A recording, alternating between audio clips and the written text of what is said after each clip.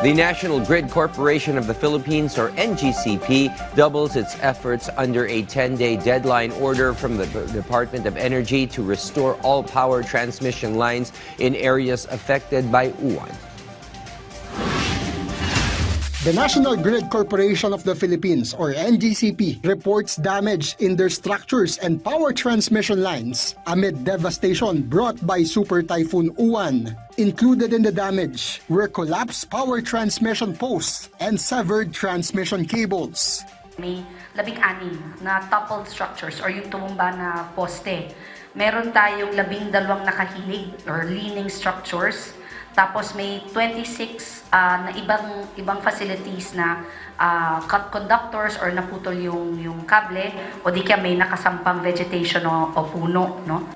Numerous power transmission lines are still offline, but several lines were already restored. But the grid operator confirms transmission services are still unavailable for the whole Mountain Province and Camarines Norte, while partial outages have been reported in Benguet, Isabela, Nueva Vizcaya, Ifugao, Quezon Province, Camarines Sur, Albay, Sorsogon, and Northern Samar.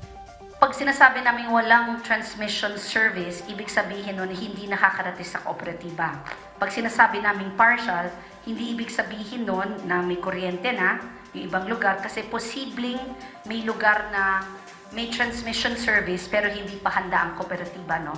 The NGCP said it was given 10-day deadline by the Department of Energy to restore power transmission services in all affected areas. On the other hand, the NGCP also announced a higher transmission rate for November. It rose from 1 peso and 39 centavos per kilowatt hour to 1 peso and 51 centavos or equivalent to a 7.91% increase. A customer with a 200 kilowatt-hour monthly consumption of electricity will have a 302 peso average transmission rate in their bill.